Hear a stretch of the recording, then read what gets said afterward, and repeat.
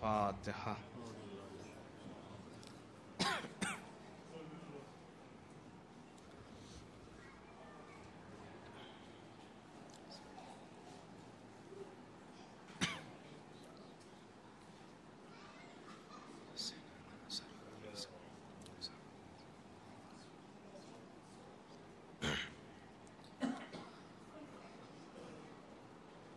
اعوذ باللہ من الشیطان اللعین الرجیم،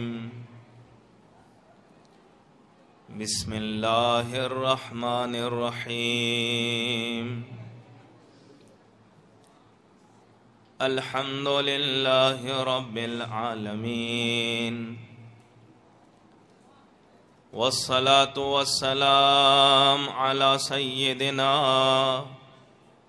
وشفیع ذنوبنا وطبیب نفوسنا وحبیب قلوبنا ومولانا ومولا الثقلین وجد الحسن والحسین ابی القاسم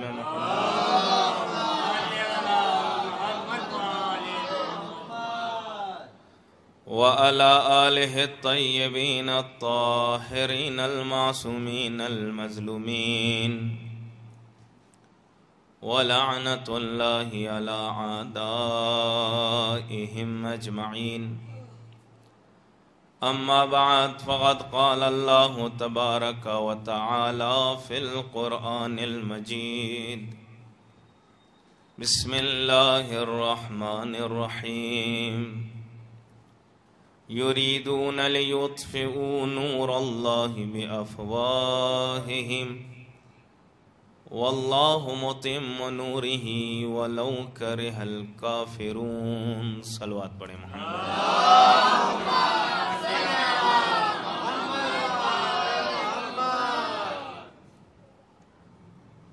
عزیزان محترم، میرے سامنے کچھ ایسے چہرے بھی ہیں جو بہت کم ہیں. اس آیت کے ذیل میں مخصوص کئی مجلسیں ادھر ادھر میں نے پڑھی ہیں، مگر ایک بہت بڑا طبقہ جو یہاں بیٹھا ہے وہ نیا ہے. اب حق ادا یہ کرنا ہے کہ کچھ بات موضوع سے تسلسل رکھنے کے لیے پرانی ذکر کرنی ہے، اور جو سن چکے ہیں ان کے لیے کچھ نیا ذکر کرنا ہے. ایک صلوات پڑھیں محمد.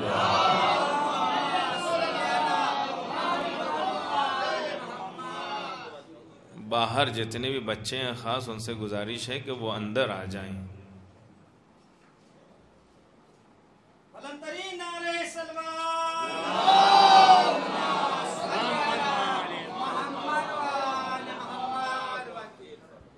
اللہ کا شکر ہے اس نے موقع دیا کہ ہم حسین ابن علی کا تذکرہ کریں. یہ کالے کپڑے جب ہم پہنتے ہیں نا تو جتنے بھی معاشرے اور سوسائٹی میں کالے کرتوت کرنے والے ہیں انہیں اپنا کرتوت یاد آ جاتا ہے. انسان اگر غور و فکر کرے یہ عزاداری کی توفیق سب کو نہیں ملتی. عزاداری کی توفیق اسے ہی ملے گی جو حسین والا ہو، جس کا کردار حسینی ہو، جس کے کردار میں یزیدیت کی بو نہ آتی ہو.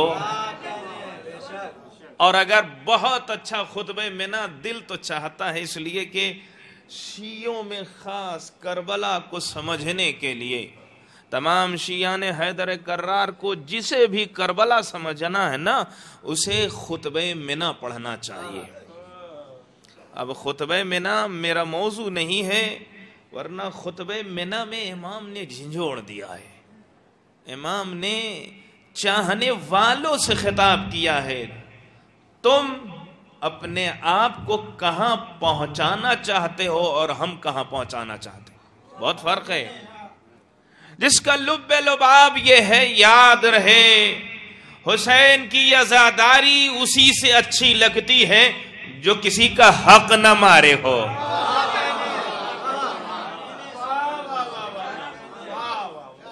جو خود ظالم ہو اسے حسین کی عزاداری صرف ہو سکتا ہے دکھاوے کے لیے کرے تاکہ معاشرے میں اس کی عزت رہ جائے، مگر دل سے وہ کرے گا جو ظالم نہ ہو۔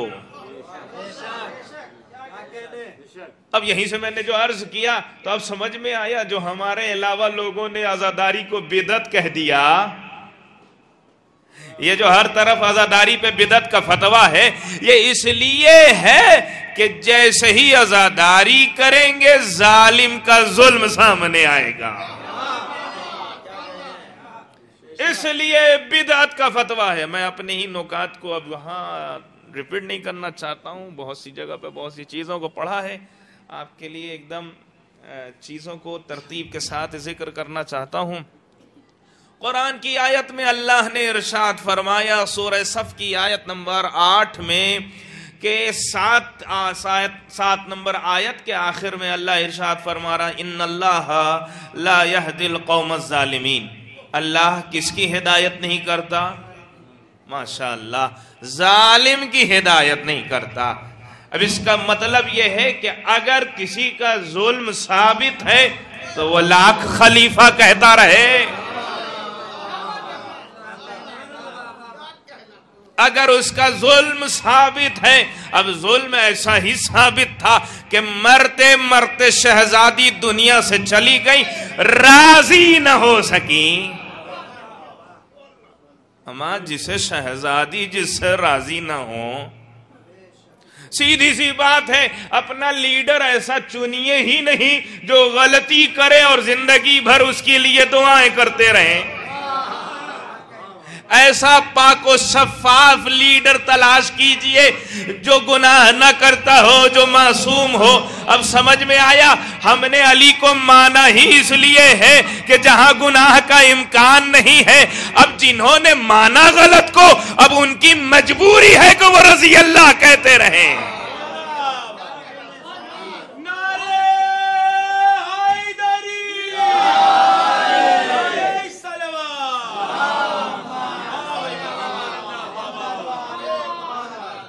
ان کی مجبوری ہے کہ وہ بار بار، اور عجیب معاملہ ہے یہ اللہ راضی ہو جائے، اللہ راضی ہو جائے، راضی 70 سال۔ اچھا اب تو اس کا بھی معیار ختم ہو گیا، جب سے لوگوں نے یزید کو رضی اللہ کہہ دیا نا، تب سے سمجھ میں آیا پہلا والا بھی اسی کیٹیگری میں تھا، یہ تو اپنا ہی معیار گرا دیا۔ ہم سب کو علیہ السلام کہتے بھی نہیں ہیں، ہمارے پاس کردار حر جیسا چاہیے۔ اللہ ارشاد فرماتا ہے ظالم قوم کی ہدایت نہیں ہو سکتی، کیوں؟ اس لیے کہ ظالم کا ارادہ کیا، یریدون، وہ چاہتا ہے لیطفئوا، کہ بجھا دے کس چیز کو؟ نور اللہ، اللہ کے نور کو۔ کس چیز سے؟ بافواہہم، اپنے منہ سے، اپنی پھوک سے، اپنی تہمتوں سے، اپنی برائیوں سے، اپنی خرافات سے، اپنی برائیوں کے ذریعے اللہ کے نور کو۔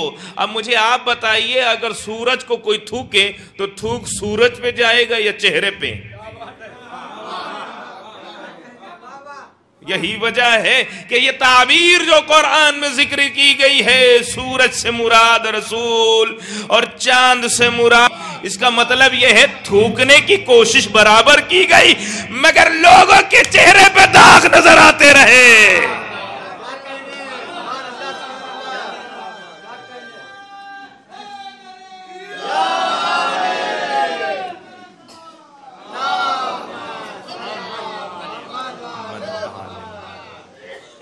ان کی خواہش ہے کہ وہ نور الہی کو بجھا دیں۔ کس چیز سے؟ وہ نور الہی کو اپنی پھوکوں سے، اپنی غلط باتوں سے، اپنی تہمتوں سے، الزامات سے اسے بجھانا چاہتے ہیں۔ اب قرآن کی آیتوں سے اگر تیزی سے بس میں اشارہ کرنا چاہتا ہوں، نور الہی سے مراد قرآن میں دین کہا گیا ہے، نور رسول کو کہا گیا ہے، اسلام سے نور الہی سے مراد حق ہے، نور الہی سے مراد قرآن ہے، نور الہی سے مراد کلام خدا ہے، نور الہی سے مراد رسول کی ذات ہے۔ مگر جو میں اپنی بات پیش کرنا چاہتا ہوں وہ سورہ اعراف کی آیت نمبر 157، جس میں اللہ ارشاد فرما رہا ہے فَالَّذِينَ آمَنُوا بِي، ان میں سے کچھ لوگ ایسے ہیں جو رسول پر ایمان، جو لوگ رسول پر ایمان رکھتے ہیں، وَعَزَّرُوا، جو اس کی عزت کرتے ہیں، جو اس کی تعظیم کرتے ہیں، جو اس کی یاری کرتے ہیں، وَنَصَرُوا، جو اس کی مدد کرتے ہیں۔ توجہ شرط ہے، میری طرف متوجہ رہیے کہ جس کی مدد کرتے ہیں، جس کی یاری کرتے ہیں، صرف اتنا ہی نہیں، مومن کسے کہا جا رہا ہے، رسول کا متبع کسے کہا جا رہا ہے،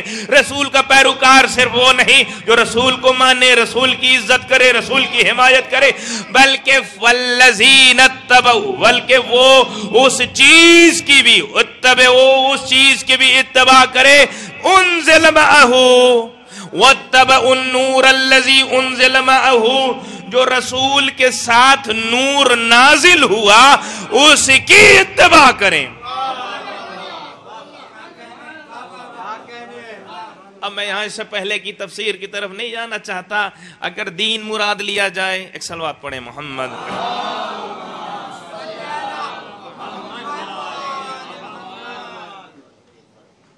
دین مراد لیا جائے، اگر دین مراد ہو نور الہی سے یا اسلام یا کوئی اور چیز یا قرآن، ان سب میں اگر دیکھا جائے یا نور رسول یا نور اہل بیت، کون سا نور ایسا ہے جو رسول کے ساتھ نازل ہوا؟ کون سا نور؟ وہ نور جو اللہ نے، رسول نے فرمایا انا وعلی من نور واحد، میں اور علی ایک نور کے دو ٹکڑے ہیں، ایک نور کے۔ میں یہاں تک اپنی دلیلوں کو پیش کر رہا تھا، اب ذرا آئیے ہم اپنے برادران سے پوچھیں پنجتن کو کیا مانتے ہو؟ کہتے ہیں نور پنجتن، انوار پنجتن، یعنی کیا مطلب ہے؟ رسول نوری تھے، رسول نوری، علی نوری، فاطمہ نوری، حسن حسین نوری ہیں۔ اس کا مطلب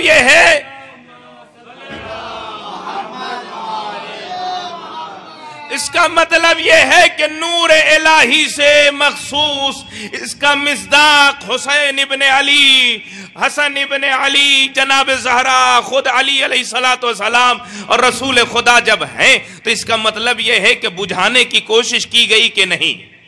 جب بجھانے کی کوشش کی گئی تو اب یہ مسلمانوں کے لیے، میں یہ ریپیٹ کر رہا ہوں، کئی جگہ مجلس پڑھ چکا ہوں، اس لیے کہ یہاں کچھ ٹھیک ٹھاک 80-90% میرے سامنے مجمع نیا ہے، اس لیے اسے صرف تسلسل کے لیے اس اہم نقطے کی طرف، ایک مسلمانوں میں ایک بھرم پیدا کیا جا رہا ہے، کچھ سالوں سے کوشش کی جا رہی ہے کہ یزید کو اچھا ثابت کیا جائے۔ حضور یاد رہے، شیر کو اگر گیدڑ کو شیر کی کھال پہنا دیں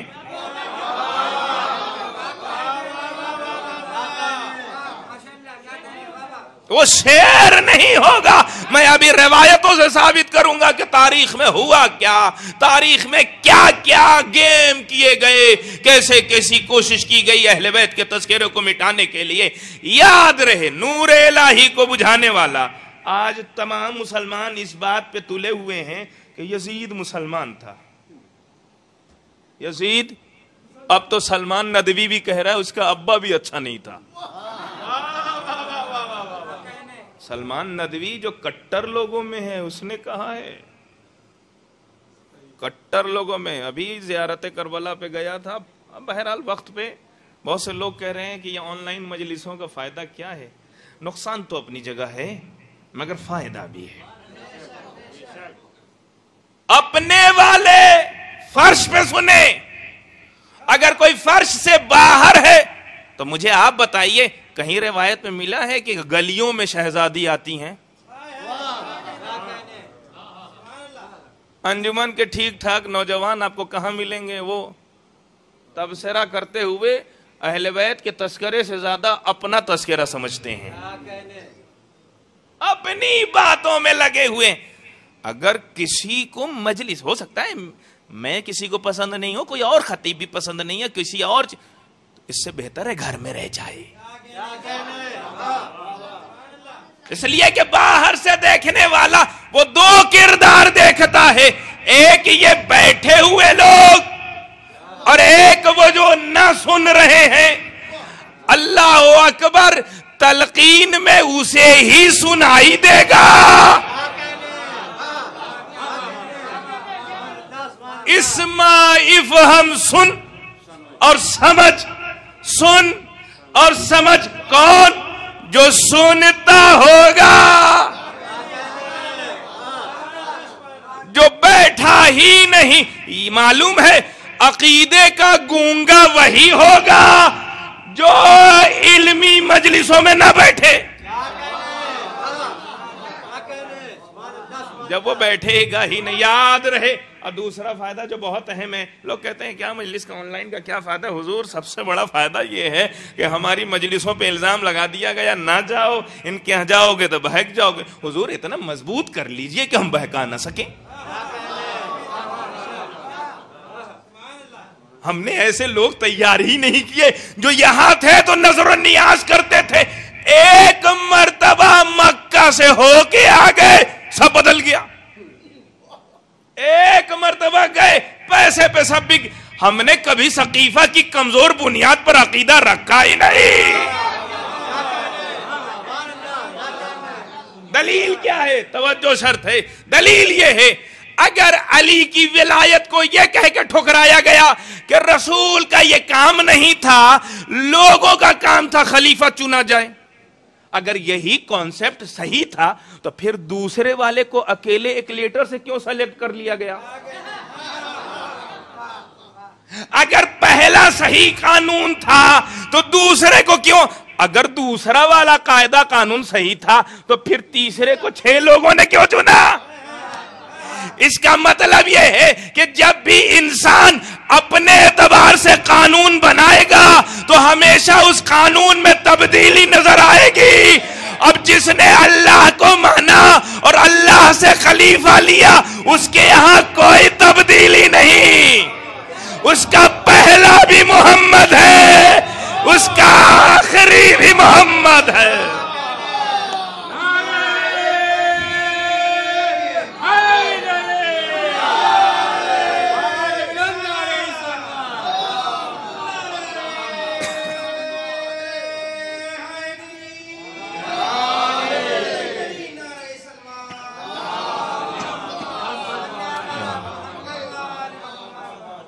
جس نے اللہ، اب سمجھ میں آیا، دنیا ہر جگہ کی حکومت اپنا ایک قاعدہ بنا رہی ہے، پھر 40 سال کے بعد ہر قانون میں ترمیم، مگر معلوم ہے صرف اللہ کے قانون میں ترمیم نہیں ہے.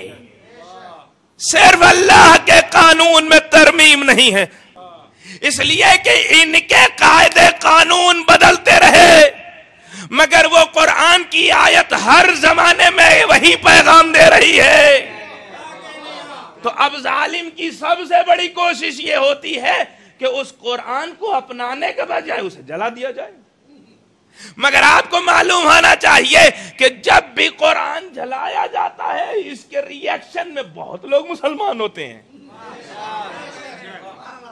اس کے ری ایکشن میں بہت سے لوگوں نے شہزادی پہ جو دروازہ گرایا اپنے زمانے کا بہت بڑا ظلم کیا، مگر معلوم ہے اس زمانے سے لے کر آج تک نہ جانے کتنے فضل ہمدرد بن گئے صرف ایک ظلم کی وجہ سے. صرف ایک ظلم کی وجہ سے. یہ جو کہا جا رہا ہے کہ مجلسیں آن لائن، یاد رہے فرش پہ بیٹھیے. فرش اور گھر میں بہت فرق ہے، روڈ پہ بہت فرق ہے.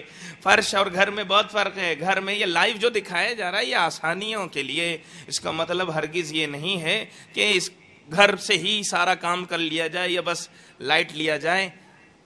اس کی کئی مشکلیں. ایک تو ہم جیسے نوحے کو اہمیت دیتے ہیں ویسے مجلس کو نہیں دیتے.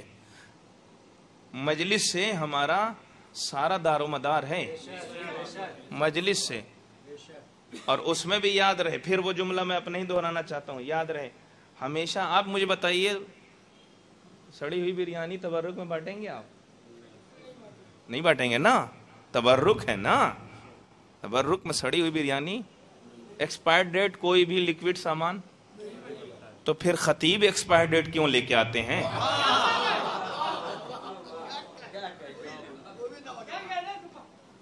اب ایکسپائر ڈیٹ سے مطلب کیا ہے؟ مطلب یہ ہے کہ اس کا عقیدہ نہ کسی مدرسے میں بنا، نہ کسی کتاب سے بنا، شعر و شاعری سے سنتے سنتے بڑا خطیب بن گیا۔ معلوم ہے انہوں نے آپ کے عقیدے کو ختم کر دیا۔ جو پہلے سے کچھ جانتا ہی نہیں ہے وہ دے گا کیا؟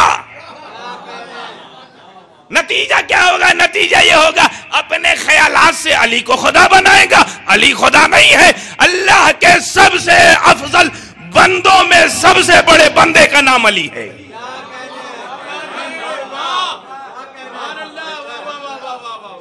اگر ایکسپائر ڈیٹ مولوی خطیب ذاکر شاعر آئے گا نا تو نتیجہ کیا ہوگا؟ نتیجہ یہ ہوگا کہ بیک ڈور سے کہے گا نصیریوں کی خطا ہی کیا تھی، تو پروردگار لگتا تھا۔ حضور نصیری سے بدتر اس کائنات میں کوئی نہیں ہے جو علی کو سمجھ نہ سکا۔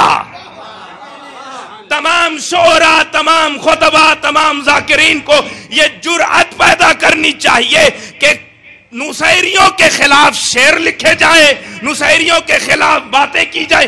یہ کون سا معاملہ ہے کہ بیک ڈور سے کہہ رہے ہیں علی ویسے ہی لگتے تھے، اس کا مطلب ہم بھی نصیری ہیں؟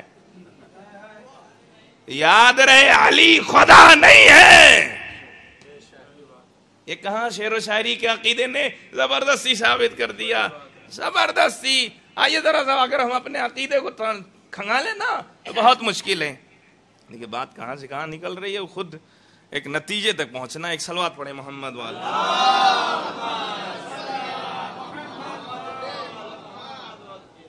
کہیں عربی عبارت تک صحیح نہیں ہے، خطبہ صحیح نہیں ہے، اور مجلسیں۔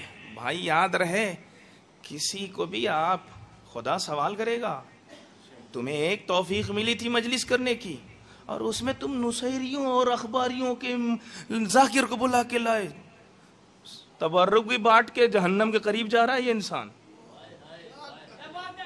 یہ جرات آنی چاہیے کہ ہم کس کو بلا رہے ہیں، کیوں بلا رہے ہیں۔ یہ نظریہ غلط ہے کہ جو بھی بیٹھے سب صحیح ہے۔ ارے یہی تو قوم کی سب سے بڑی ثقیفہ کے مقابلے میں لوگوں کی غلطی تھی کہ علی جیسے اچھے کو سب مانتے تھے کہ علی سے اچھا کوئی نہیں، علی سے زاہد کوئی نہیں، علی سے عالم کوئی نہیں، مگر جب دیا گیا تو ہر ایرا غیرہ ان کے لیے کوئی فرق نہیں کر رہا تھا۔ ممبر پہ آنا ایک ذمہ داری ہے، ایک شرعی ذمہ، کم سے کم اس کا عقیدہ تو کلیئر ہو۔ اس کا عقیدہ پنجتن کو کہاں تک مانتا ہے، توحید کتنا جانتا ہے، خدا کے بارے میں کیا معلومات ہیں۔ آپ کو ذرا ماحول بن گیا اس لیے اس کی بھی تھوڑا سا وہ وضاحت کر دوں۔ معراج کے واقعے میں دیکھیں سب سے بڑی غلطی کیا ہوتی ہے، معراج کا واقعہ، اس میں غلطی کیا ہوتی ہے؟ اہل سنت کیا ہے، انہوں نے قرآن کی آیت کو ظاہری لے لیا۔ کیا کہا؟ جہاں اللہ کے ہاتھ کی بات آئی وہ سمجھ گیا اللہ کا ہاتھ، جہاں اللہ کی آنکھ کی بات آئی وہ فوراً سمجھ گیا کہ اللہ جسم رکھتا ہے، جہاں پیر کی بات آئی وہاں سے ان لوگوں نے ثابت کیا کہ اللہ قیامت میں جسم کے ساتھ دیکھا جائے گا۔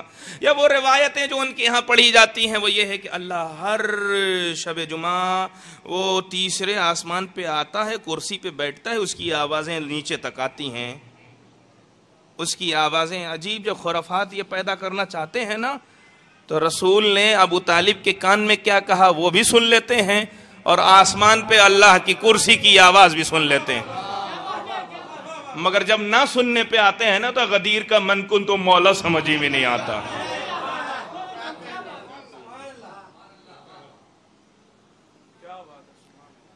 ویسے ہی معراج کا معاملہ دیکھیے، ذرا غور کرنے کی ضرورت ہے، اور پڑھا لکھا مجمع ہے، آپ سمجھدار ہیں، اور اسے میں بہت مضبوطی سے پیش کر رہا ہوں۔ تو یاد رہے میں جہاں بھی مجلس پڑھوں مجھ سے دوران مجلس بھی آپ سوال کر سکتے ہیں، نہیں آئے گا تو میں کہہ دوں گا مرجع سے پوچھ کے بتاؤں گا، اس لیے کہ میں مرجع کو مانتا ہوں نا،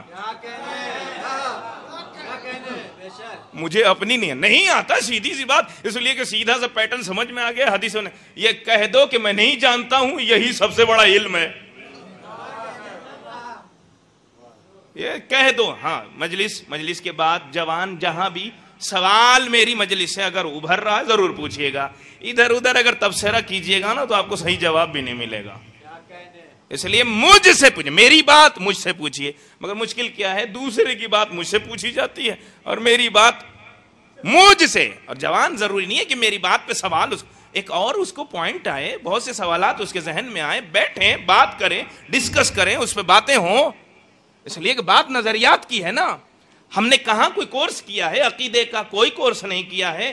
ہم یہ سمجھتے ہیں، ہمارے یہاں یہ مفہوم عام ہے کہ عزاداری سے عقیدہ بنتا ہے، مجلسوں سے عقیدہ بنتا ہے. حضور اگر مجلسوں سے عقیدہ بنتا ہے تو ایک مولانا 1 گھنٹے میں آپ کو نمازی بناتا ہے، ایک اخباری ذاکر 1 گھنٹے میں آپ کو نماز سے دور کر دیتا ہے.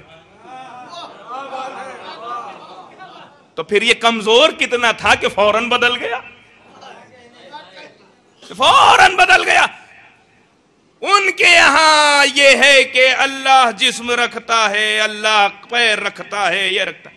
ذرا ہم اپنے یہاں غور و فکر کریں. وہ کیا ہمارے یہاں یہ ہے معراج کا واقعہ بڑے بڑے لوگ پڑھ دیتے ہیں. افسوس کا مقام تو یہی ہے، پڑھتے پڑھتے کہتے ہیں اللہ نے اپنے بندے کو بلایا. ادھر رسول گئے، ادھر پردے کی اس طرف خالق، ادھر مخلوق، ادھر معبود، ادھر اس کا بندہ. اور تھوڑی ہی دیر کے بعد یہی پڑھنے والا کہتا ہے ایک ہاتھ نمودار ہوا جس میں انگوٹھی تھی، انگوٹھی سے طے ہو گیا کون تھا. یعنی جو غلطی ان کی طرف سے ہوئی وہی غلطی ہماری طرف سے ہو رہی ہے. اللہ جسم نہیں رکھتا. یہ زبردستی یہ مولا کائنات کی فضیلت نہیں ہے بلکہ توہین ہے. اس کو آسانی سے پڑھ دیا جاتا ہے. اب رہا مسئلہ یہ کہ کیا واقعاً اس معراج میں علی گئے تھے کہ نہیں. دیکھیں یاد رکھیے امیر المؤمنین صرف علی کا لقب ہے، اور بھی امام کو کہہ سکتے ہیں مگر یہ مخصوص امیر المؤمنین علی ابن ابی طالب سے.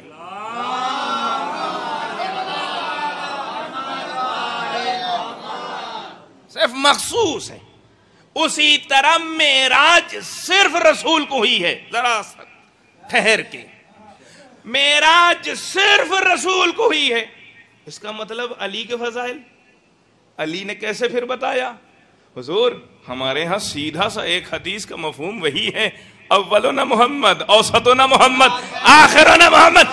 اگر پہلا محمد گیا ہے تو اس کا مطلب یہ ہے کہ آخری محمد بھی شامل ہے.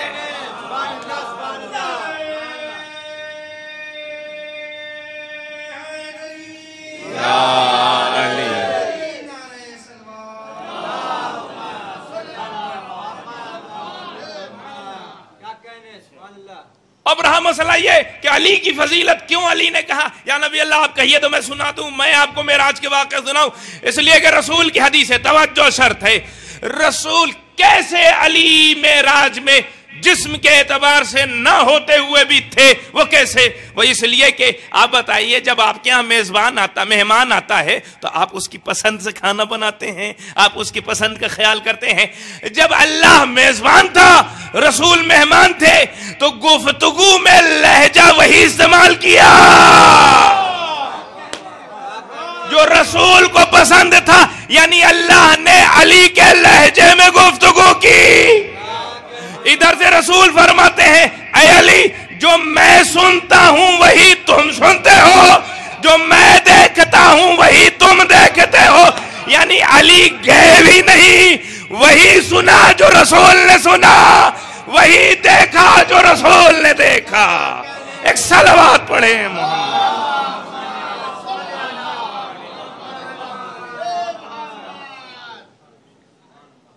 وہی دیکھا یعنی فضائل علی کے بڑی سنبھل کے. وہ ذرا احتیاط کی ضرورت ہے، احتیاط کی ضرورت ہے. لوگ کہتے ہیں یہ مجلسیں یہ آن لائن جو ہو رہی ہیں اس کا فائدہ معلوم کیا ہے؟ بہت بڑا فائدہ ہے حضور. اپنے والے تو گھر میں نہ دیکھیں، یہاں بیٹھیں. اس لیے کہ وہاں کی مجلس اور یہاں کی مجلس میں بہت فرق ہے. وہاں مجلس بھی چل رہی ہے اور سائیڈ سے بیگم ذرا ایک چائے بھی دے دو تو وہ مجلس جس میں احترام نہیں ہے. مجلس انسان کو محترم بناتی ہے, باادب بناتی ہے. ارے آپ دیکھیے دوسروں کے یہاں مجلس کا کانسیپٹ بھی نہیں ہے, وہ جلسے کا ہے. ارے کاش آپ سمجھیے, یہ مجلس جو شبیر ہم تک آئی ہے نا, جو جناب زینب نے دی ہے, آپ ذرا تصور کیجئے گا, بس سمجھنے کی ضرورت ہے. ایک خطیب, ایک مداح, ایک نوحہ خان, ایک مرثیہ خان جب پڑھتا ہے تو چاہے جتنی بھی سمت میں انسان ہو, سب کا قبلہ ایک ہوتا ہے.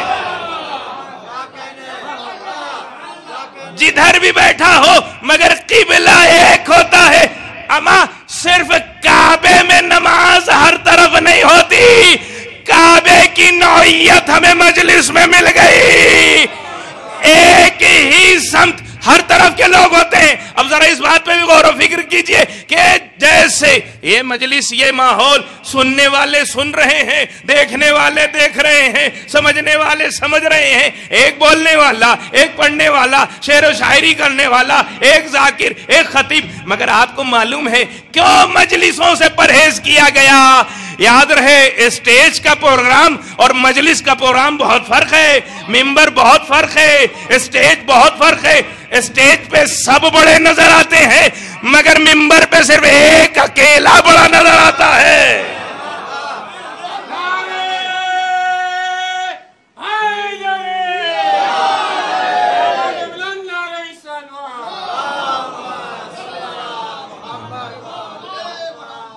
اور ایک دم کیفیت. ارے لوگ غدیر بھلانا چاہ رہے تھے, جناب زینب نے مجلس کا نظام دے کر وہی انداز, وہی سننے کی سماعت, وہی دیکھنے کی بصارت, وہی سمجھنے کا وہ دل عطا فرمایا.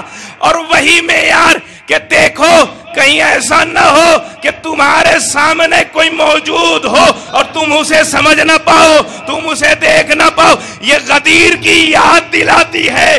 جب بھی آپ کے ہاں ممبر رکھا جاتا ہے فوراً غدیر یاد آتی ہے.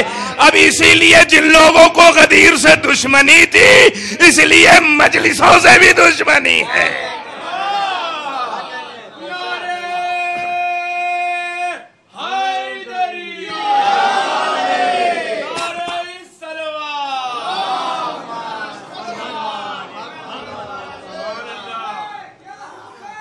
لبیک یا حسین,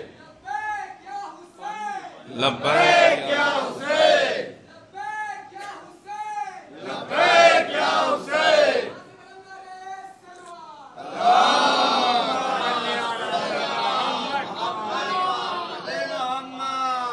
ماشاءاللہ بہت بیدار ہو کے آپ سن رہے ہیں, اسی لیے میں بھی آج اسی کوشش کر رہا ہوں کہ آپ تک کچھ پیغام پہنچے. حالانکہ بہت سی چیزیں پہنچانے, بہت تیزی سے آگے بڑھوں. یہ مجلس ہے, یہ جو آن لائن, بس اسی بات کے لیے اتنی بات ہو گئی. یہ جو آن لائن ہو رہی ہے نا, ہمارے پہ فتویٰ کیا لگایا گیا, مجلسوں میں نہ جاؤ بھٹک جاؤ گے. ہمارے ہاں الزام ایسا ایسا. اب تو فضل ہمدرد بہت اچھا کام اس نے کیا, اربعین میں جا کے ہر مسجد اور امام باڑے سے اس نے قرآن دکھا دیا. دیکھو ان کے 30 ہی پارے کا ہے,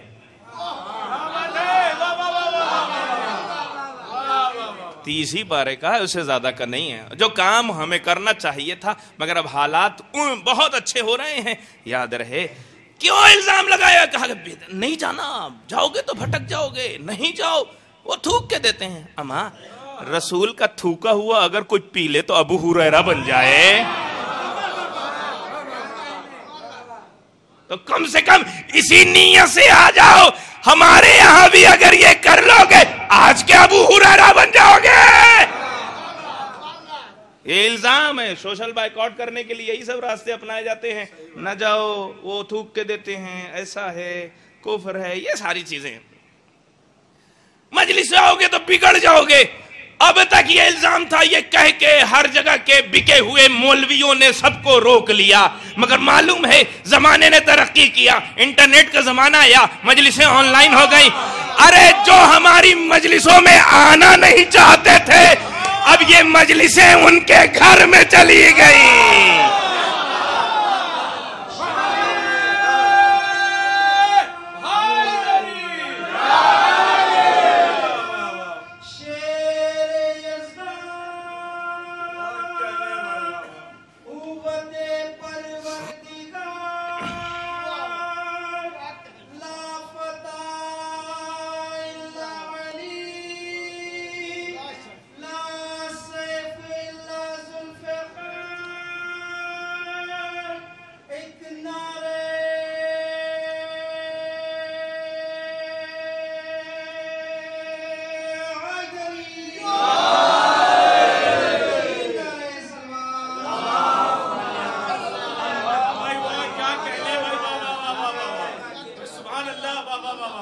اب یہ مجلسیں ان کے گھر. اب کہاں کہاں بچو گے؟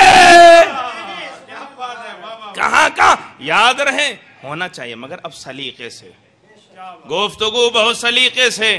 اس لیے کہ ہم کسی کی توہین نہیں. اچھا ہم امام علی کی اگر تعریف کرتے ہیں تو لوگوں کو توہین کیوں محسوس ہوتی ہے؟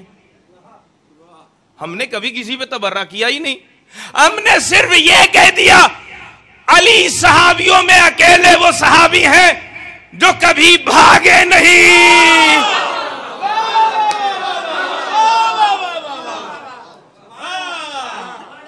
اب جتنے بھاگے تھے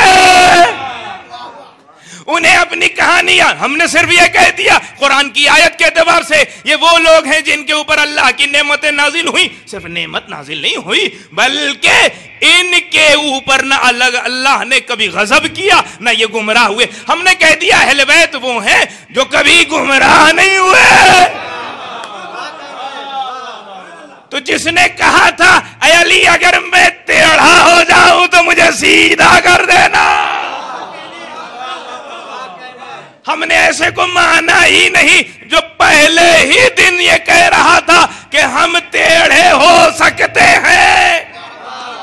یہ تاریخ ہے، اب نام نہیں لے سکتا. جو سمجھ رہے ہیں بس اشارے سے بس اشارے سے باتیں ہو رہی ہیں. اس کے بعد غضب نازل نہ ہو، غضب نازل نہ ہو. ہم نے کہا یہ وہ ہیں جن پر کبھی غضب نہیں. ان کے لیے تو وما تشاؤون الا ان یشاء اللہ. یہ وہی چاہتے ہیں جو اللہ چاہتا ہے. اللہ ان سے راضی ہے، یہ اللہ سے راضی ہے. جیسے ہی ہم نے کہا فوراً جو لوگ جن سے اللہ ناراض تھا انہیں اپنی کہانی یاد آ گئی. اب سمجھ میں آیا کیوں تاریخ میں ایک کام کیا گیا. ایک تاریخ میں یہ کام کیا گیا، ایک کوشش کی گئی. پہلے آیت کا ترجمہ کروں تو یہ بات اور واضح ہوگی. نور اللہ لیطفئ نور اللہ بافواہہم، یہ اللہ کے نور کو اپنی پھونک کے ذریعے بجھانا چاہتے ہیں. اس کا مطلب یہ ہے جو بھی نور الہی کو بجھائے وہ ایک بہت بڑا سوال یہ کہا جاتا ہے کہ مسلمان دو گروہ آپس میں کربلا میں ٹکرائے تھے، حضور غلطی نہ کیجئے گا. کہتے ہیں ادھر بھی نمازی ادھر بھی نمازی، ادھر حافظ قرآن ادھر بھی حافظ قرآن، ادھر قاری قرآن ادھر بھی. مگر میں جب کربلا کو پڑھتا ہوں تو یہ بات ثابت نہیں ہوتی. کیوں؟ اس لیے کہ اگر ادھر نمازی تھے تو پھر نماز ہی کے وقت میں تیر کیوں چلایا جا رہا تھا؟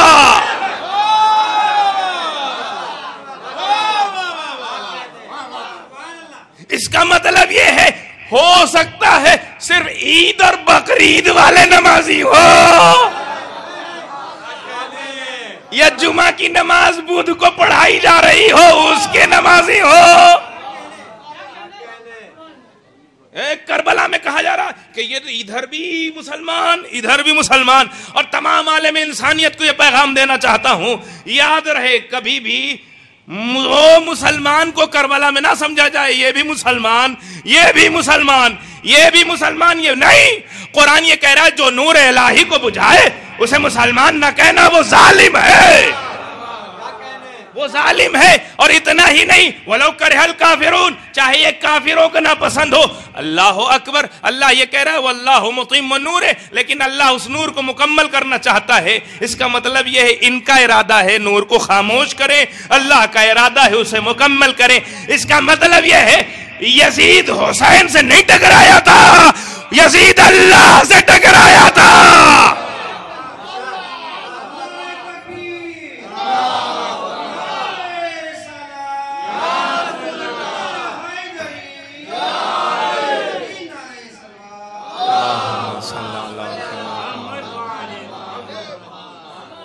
اس کا مطلب یہ ہے کہ یزید اللہ سے ٹکرایا تھا. ارے لوگ سمجھتے ہیں حسین سے، نہیں، ارے جو اللہ سے ٹکرائے تو مجھے آپ بتائیے اللہ سے ٹکرانے والے کو مسلمان نہیں کہتے. خدا کیا کرے، وہ لوگ کرے حل کافرون، چاہے یہ کافروں کو ناپسند ہو. اس کا مطلب یہ ہے نور الہی کو بجھانے والا ظالم ہوتا ہے، اور اللہ یہ چاہتا ہے اس نور کو مکمل کرے، اور یہ کافروں کو کبھی پسند نہیں ہوگا.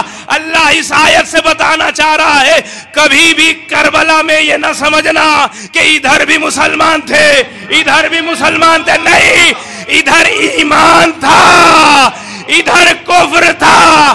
یزید کفر کی طرف سے آیا تھا، اسلام کی طرف سے نہیں.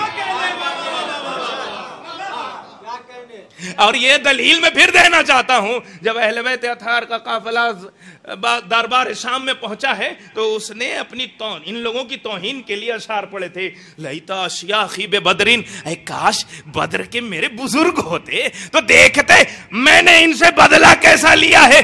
اللہ اکبر.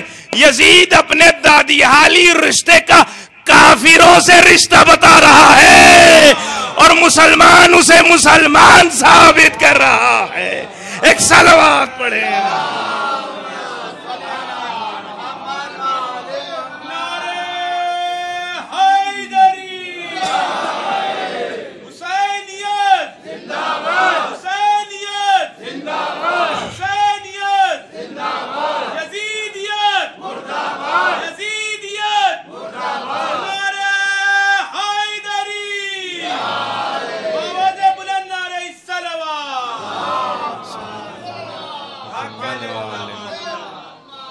اب مسئلہ کلیئر ہو گیا. ادھر ظالم، ادھر ظلم سہنے والے، دونوں ایک جیسے نہیں مسلمان. یہ اس لیے عالم انسانیت کو یہ پیغام ہے، کبھی بھی یہ نہ سمجھے یہ دو مسلمان گروہ تھے. نہیں، یہودی عیسائی مسلمانوں کا لباس پہن کے آئے تھے اور اپنے آپ کو سمجھ رہے تھے کہ مسلمان ہیں. یہ سمجھ رہے تھے کہ مسلمان ہیں، مگر وہ مسلمان نہیں تھے. ہرگز مسلمان نہ سمجھا جائے. اور یہاں اپنے لوگوں کے لیے پیغام ہے، وہ یہ ہے، یاد رہے نور الہی کو خاموش کرنے والے، آج علی کے مقام کو گھٹانے والے، چاہے وہ نصیری، ملنگی، اخباری، خوارج کوئی بھی ہوں، وہ بھی نور الہی کو خاموش کرنا چاہتے ہیں. انہیں بھولے سے شیعہ نہ کہیے گا، بھولے سے شیعہ نہ کہیے گا، وہ ظالم ہے. اور جب اپنوں میں بھی ظلم آ جاتا ہے نا تو وہ پھر مسلمان اور شیعہ نہیں بلکہ وہ کافر بنا دیتا ہے، بلکہ وہ کافر بنا دیتا ہے. دلیل کیا ہے؟ دلیل ہمارے سامنے یہ ہے کہ اپنوں ہی میں سے کوئی شیعہ تھا، مگر جیسے ہی اس نے کہا کہ 26 آیتیں نکالی جائے،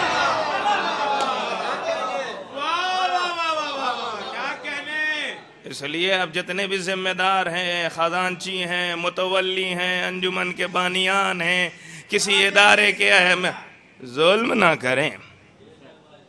اگر ظلم کریں گے، کسی کا حق ماریں گے نا تو یہی کفر تک پہنچا دے گا.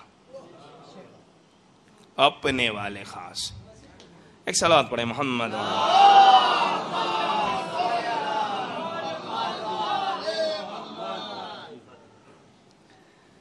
بنیادی کام جو ان لوگوں کی طرف سے اب دل چاہتا ہے کہ رک کے اسے پڑھوں، جو 3 کام دشمنوں نے پلان سے کیے. رسول کی آنکھ بند ہوئی، پہلا سلوگن دیا گیا. کیا دیا گیا؟ حسبنا کتاب اللہ، کتاب ہمارے لیے کافی ہے. جیسے ہی حکومت اس بیس پہ بنائی گئی، کیوں کہا گیا؟ اس کے پیچھے بھی وجہ یہ تھی کہ جیسے ہی رسول جا رہے ہیں، قرآن کی آیت کی تفسیر کا حق رسول کو ہے، یہ راسخون فی العلم کو ہے، یعنی اہل بیت کو.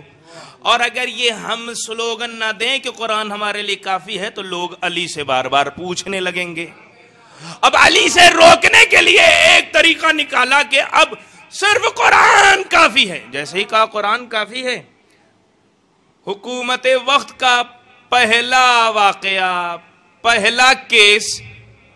اب بتائیے، جب سامنے والے نے کہا تھا قرآن کافی ہے تو شہزادی کے مقابلے میں قرآن کی آیت پڑھنی چاہیے تھی. شہزادی صرف باغ فدق لینے نہیں گئی تھی بلکہ یہ بتانے گئی تھی کہ جو یہ کہہ رہا ہے کہ قرآن کافی ہے، میں یہ ثابت کرنا چاہتی ہوں کہ اسے قرآن بھی نہیں آتا.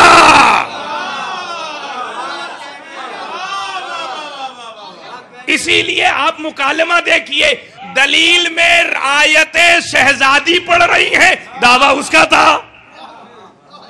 اگر دعویٰ اس کا ہے تو دلیل اسے آیتوں سے دینی چاہیے تھی، مگر اس نے کیا دلیل دی؟ اس نے دلیل دی کہ رسول نے فرمایا ہے نحن معاشر الانبیاء لا نورث ولا نورث. رسول نے فرمایا ہے کہ ہم انبیاء کرام نہ کسی کے وارث بنتے ہیں نہ کسی کو وارث بناتے ہیں. ایک ہی وقت میں، توجہ شرط ہے، ایک ہی وقت میں باغ فدق کے مسئلے پہ شہزادی نے دو کام کروایا.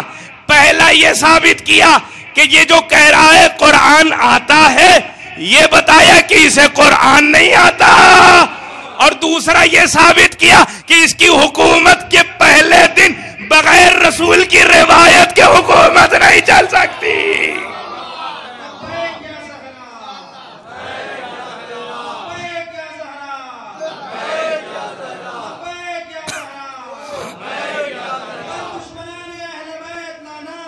بے شمار لانا.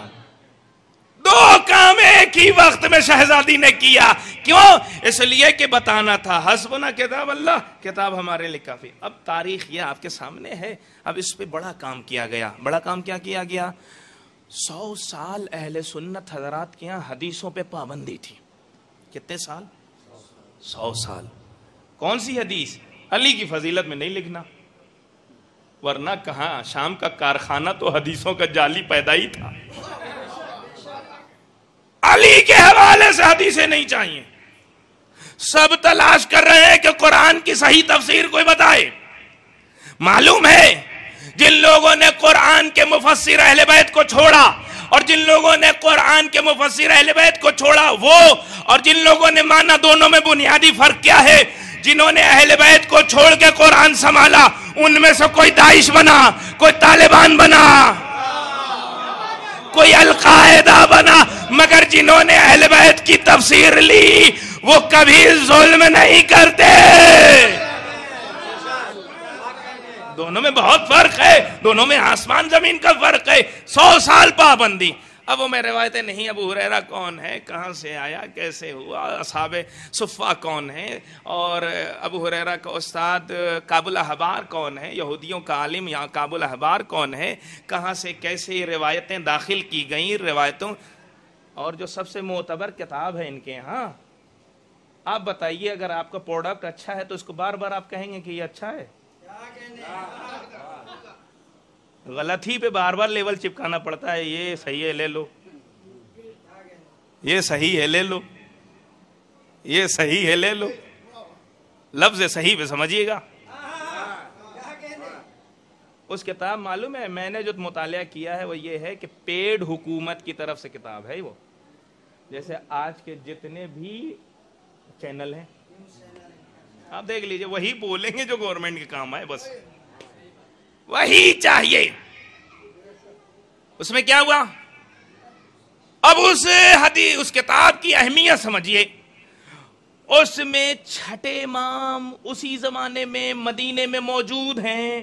ایک بھی روایت نہیں ہے، مگر معلوم ہے مولا کائنات کے قاتل ابن ملجم سے اس کتاب میں روایت مل رہی ہے.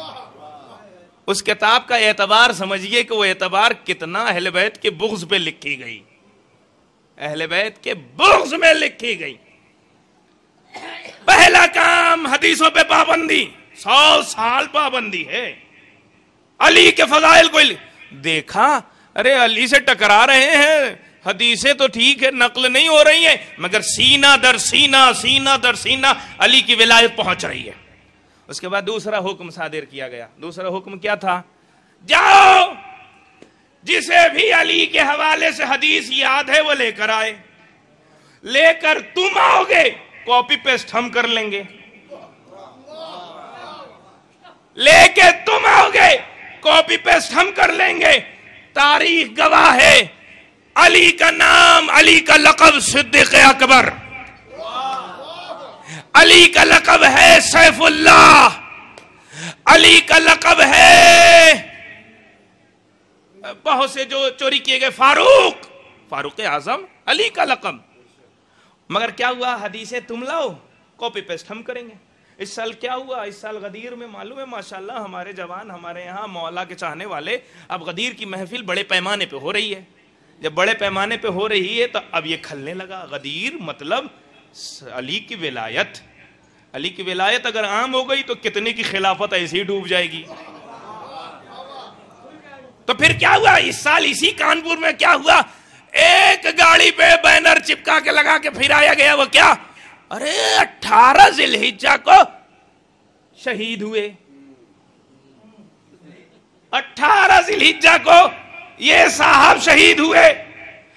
میں نے دل ہی دل میں کہا، کئی جگہ مجلسوں میں بھی پڑھا، اللہ کا شکر ہے کہ کم سے کم علی کی ولایت کے دن ایک دشمن علی کو مرنا ہی چاہیے.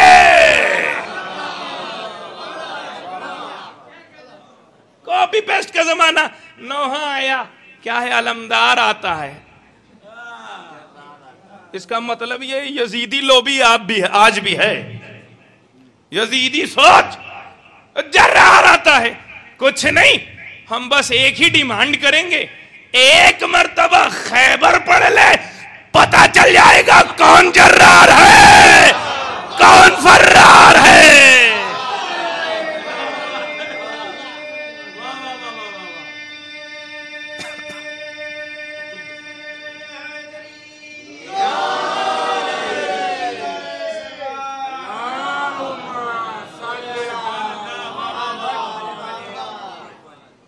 اور کیا کیا گیا؟ اب تاریخ کے وہ حاکم شام نے 4 لیٹر لکھے تھے، کبھی موقع ملا عرض کروں گا. کربلا سے پہلے حالات کیسے بنائے گئے تھے؟ 4 لیٹر. اس میں سختی سے ایک حکم یہ تھا کہ بھولے سے علی اور اولاد علی کو شہید نہ لکھنا. بھولے سے بھی. لوگ کہتے ہیں سید سجاد نے کیا کیا؟ ارے جہاں ہر طرف پابندی تھی کہ کوئی حسین یا علی کو شہید نہ لکھے، ارے سید سجاد نے جناب زینب نے دربار شام میں اپنے بابا کو شہید کہلوا لیا. صرف شہید نہیں، سید الشہداء. یہ کمال ہے سید سجاد کا، یہ کمال ہے جناب زینب کا کہ اپنے بابا کو شہید کہلوا لیا. کس سے؟ جو کہنا نہیں چاہ رہا تھا، جو کہنا نہیں چاہ رہا تھا. دوسرا کام یہ کاپی پیسٹ کا ہوا. کاپی پیسٹ میں کیا ہوا؟ لاؤ نام، ہم اپنا لگا دیں گے. اب میں آپ کو بھی بتانا چاہتا ہوں، صدیق اکبر علی کا لقب. میرا جہاں تک ذاتی مطالعہ ہے، جو میں تاریخ آج کل بہت غور سے پڑھ رہا ہوں، اس میں جو میرا، اچھا یہ بتائیے مجھے، میری طرف متوجہ رہیے، میں ایک سوال کرنا چاہتا ہوں. اگر ایک کلاس میں یہ کہا جائے کہ یہ پین میں اسے دوں گا جو 30 دن حاضر رہا ہو، پین میں اسے دوں گا جو 30 دن حاضر رہا ہو، ٹھیک ہے، ایک کھڑا ہوا اور واقعہ گزر گیا. آپ مجھے بتائیے اگر کوئی اور بھی 30 دن وہاں حاضر ہوا ہوگا تو اس کو تو وہاں بولنا چاہیے. اور اگر کوئی اور بچوں میں بول نہیں رہا، اس کا مطلب یہ ہے کہ وہ 30 میں سے غائب بھی تھا. اگر ہوتا تو ضرور بولتا کہ مجھے بھی پین چاہیے. توجہ شرط ہے، میں ایک نتیجے تک پہنچنا چاہتا ہوں. میں نے جہاں تک سمجھا ہے وہ یہ ہے کہ رسول کے زمانے میں کوئی فاروق اعظم نہیں تھا، کوئی صدیق اکبر نہیں تھا. کیوں؟ اس لیے کہ جب رسول مباہلے میں لے کے جا رہے تھے تو کبھی بھولے سے بھی ڈیمانڈ نہیں آئی.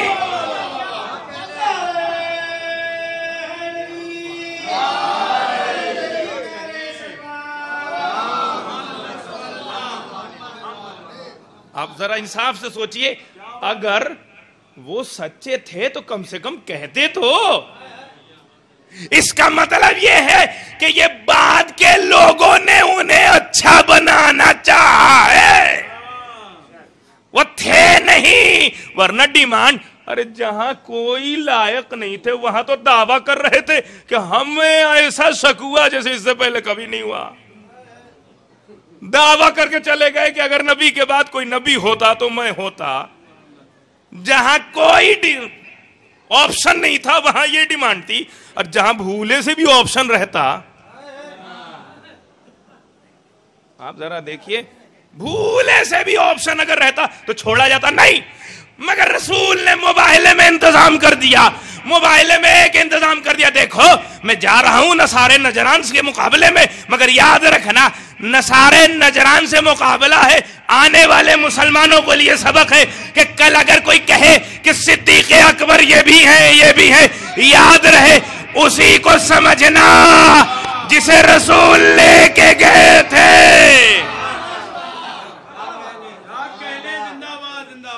رسول نے مباہلے میں بہت انتظام کیا. اچھا اب فاروق پہ بحث نہیں کرنا چاہتا، سیف اللہ پہ بھی بحث. سیف اللہ معلوم کون ہے؟ جو شراب میں ڈوبا رہتا تھا ان کے یہاں.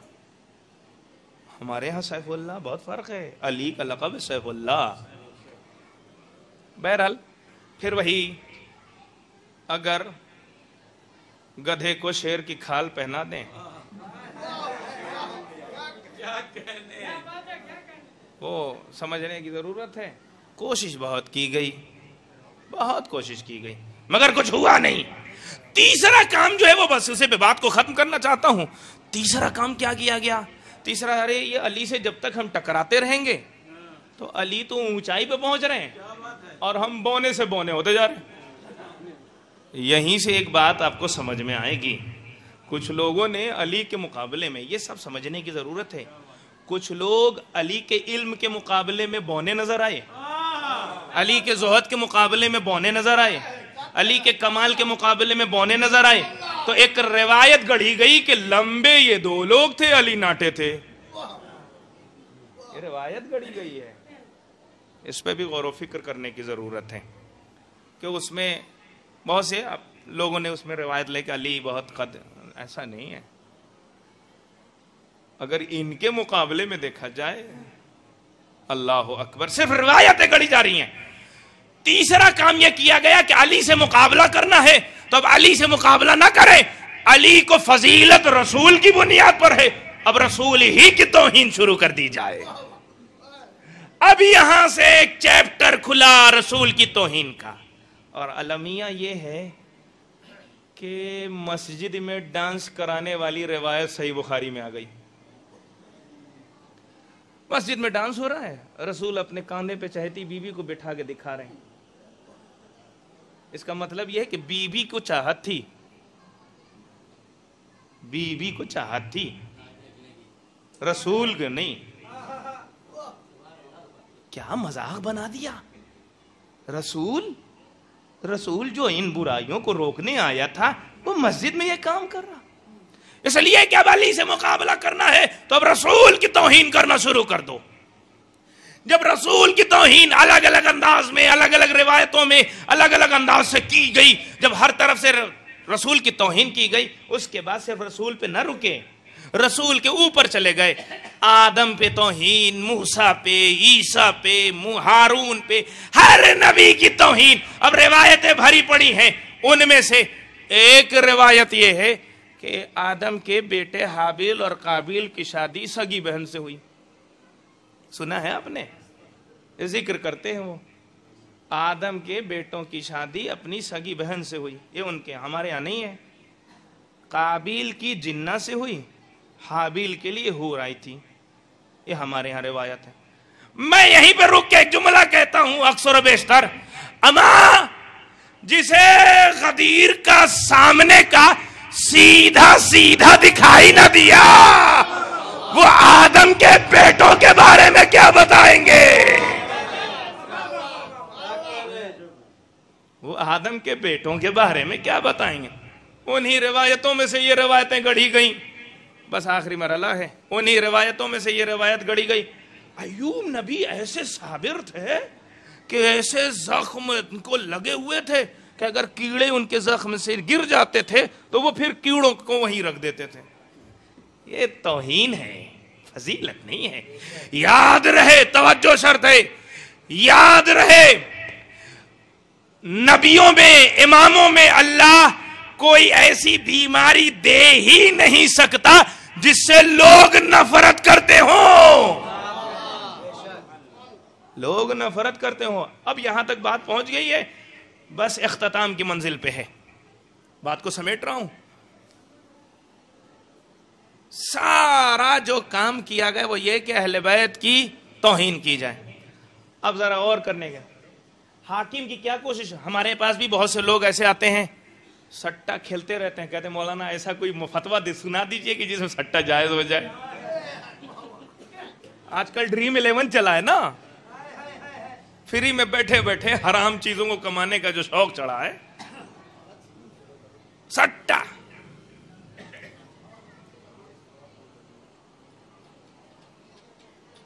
ٹھیک، ایک صلوات پڑھے محمد.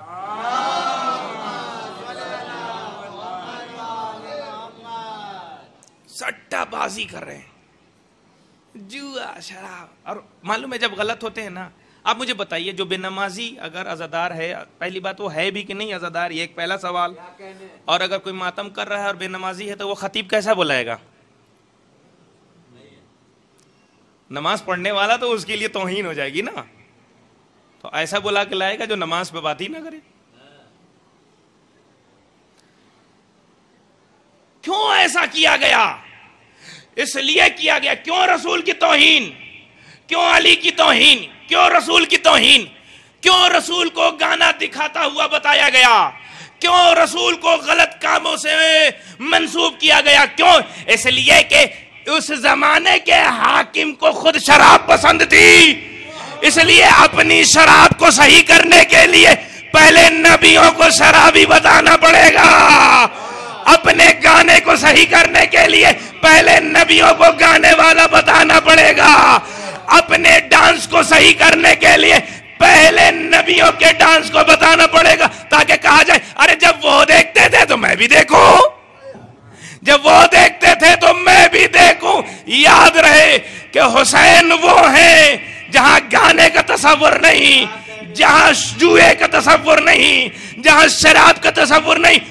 اگر کوئی پی رہا ہو، کوئی جوا کھیل رہا ہو، کوئی گانا سن رہا ہو، کوئی گالی دے رہا ہو، تو وہ اپنے آپ کو حسینی نہ کہے بلکہ شام والا کہے. شام والے کا کردار ہے کہ وہ گالی دیتا تھا، وہ جوا کھیلتا تھا، وہ شراب پیتا تھا. یاد رہے حسین کا چاہنے والا غلط نہیں ہو سکتا. حسین کا چاہنے والا غلط نہیں ہو سکتا. اس لیے ہمیں غلط نہیں کرنا ہے. ہمیں یہ دلیل اچھی نہیں لگتی، وہ غلط کر رہے تو وہ ثقیفہ والے ہیں، ہم غدیر والے ہیں. وہ اگر رشوت لے رہے ہیں وہ ان کا معاملہ ہے، مگر ہم نہیں لے سکتے. مجلس بس تابوت برآمد ہوگا. اس لیے مصائب بھی امام حسین علیہ السلام کے ہر طرح سے ظلم ڈھایا گیا، ان کی اہمیت کو گھٹانے کی کوشش کی گئی.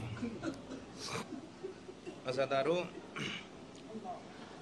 جہاں ہمیں امام حسین پہ جو ظلم دکھائی دیتا ہے، جو بتایا جاتا ہے، اس سے بڑا ظلم میں بتاؤں آپ کو، شہزادی کونین پہ جو دروازہ گرایا، اس دروازے سے بھی بڑا ظلم معلوم کیا تھا کہ شہزادی جیسی صدیقہ کو جھوٹا بتایا گیا.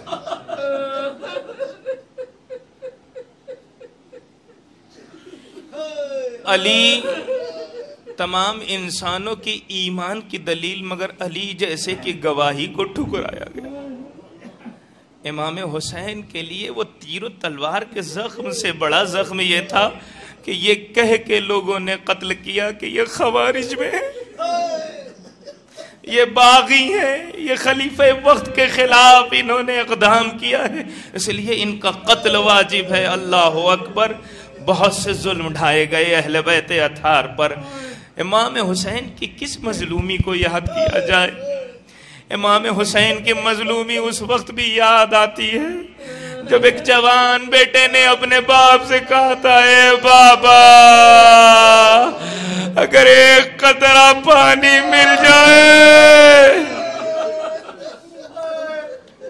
مگر خود امام ایک جگہ ارشاد فرماتے ہیں، کہتے ہیں اے کاش اے میرے چاہنے والوں اگر تم کربلا میں ہوتے تو دیکھتے کیفا استسقی لطفلی، کیسے میں اپنے ننھے سے بچے کے لیے پانی مانگ رہا تھا، مگر اس کے باوجود بھی دشمن نے رحم نہیں کھایا بلکہ تیرے سے شعبہ علی اصغر کے حلقوم پہ چلایا.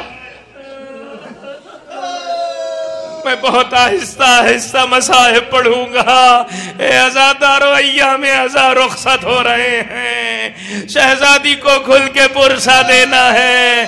امام حسین کی کس مظلومی کو پڑھا جائے؟ اس لیے کہ امام حسین کا ہر جنازے کو اٹھانا، جب رخصت کے لیے آنا، اپنے جوانوں سے، اپنے شہیدوں سے، اپنے جانبازوں سے کہنا ہے میرے جانثارو کہاں ہو، اپنے آقا کو سوار کرنے آؤ. حسین کی مظلومی یہ ہے کوئی سوار کرنے والا نہیں ہے. ایک آواز آئی ہے بھائیا ارے زینب سوار کرے گی. آزادارو امام حسین مقتل میں آئے، جنگ کرتے جاتے ہیں، جنگ کرتے جاتے ہیں.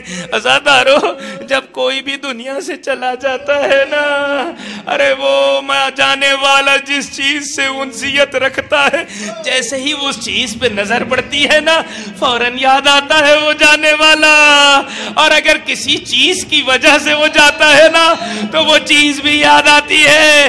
اس چیز پہ جیسے ہی نظر پڑتی ہے فوراً وہ چہرہ یاد آتا ہے. اے عزادارو جب حسین مقتل میں پہنچے کبھی وہ مقام دیکھا جہاں علی اکبر نے ایڑیاں رگڑی تھی، ارے جہاں علی اصغر نے دم توڑا تھا، جہاں عباس باوفا نے دم توڑا تھا، ارے حسین نے کیسے برداشت کیا. ارے حسین جنگ کرتے جاتے ہیں. ایک مرتبہ ملعون نے کہا چاروں طرف سے گھیر لو، یہ علی کا بیٹا ہے، اسے ایسے نہیں مارا جا سکتا. جب چاروں طرف سے گھیرا گیا اس کے بعد حملے کیے گئے. اسی لیے امام فرماتے ہیں اے ابن شبیب اگر تم کسی چیز پہ رونا چاہتے ہو نا تو میرے جد امجد پہ رو. کیوں؟ فَإِنَّهُ ذُبِحَ كَمَا ذُبِحَ الْكَبَشِ، ارے ایسے شہید کیا گیا، ایسے ذبح کیا گیا جیسے کبش کو ذبح کیا جاتا ہے. اے عزادارو کچھ جانور ایسے ہیں جنہیں پانی سے الگ کر دیا جائے تو وہ ذبیحہ ہو جاتے ہیں. کچھ جانور کو نہر کیا جاتا ہے، ارے کچھ جانور کو چھری سے ارے ذبح کیا جاتا ہے. مگر امام فرماتے ہیں میرے جد امجد کو ارے تلوار سے بھی ذبح کیا گیا، ارے نیزے سے بھی ذبح کیا گیا، ارے پتھروں سے بھی مارا گیا. ارے میرے جد امجد کو پانی نہ دے کر بھی ذبیحہ کیا گیا. آزادارو تابوت امام اٹھنے والا ہے نا، ارے امام حسین کا تابوت، ارے زخموں سے چھلنی. بس ایک دو روایت. آزادارو جب کسی نے امام سے پوچھا مولا اے مولا آپ کے بابا کے جسم پہ کتنے زخم لگے تھے، ایک مرتبہ امام نے کہا کیا یہ انگوٹھی دیکھتے ہو؟ کہاں؟ کہا جی ایک نرگینے کے برابر بھی جگہ خالی نہیں تھی جہاں میرے بابا کو زخم نہ لگے ہو. اے عزادارو امام فرماتے ہیں ارے کچھ زخم ایسے تھے جہاں تیر بھی لگے تھے، جہاں نیزے بھی لگے تھے، ارے جہاں تلواریں بھی لگی تھی، ارے جہاں پتھر بھی لگے تھے. بس آخری روایات ارے جیسے ہی ایک ملعون کہتا ہے نحنو رززنا، ارے ہم نے حسین کے کمر کو سینے کے بعد چور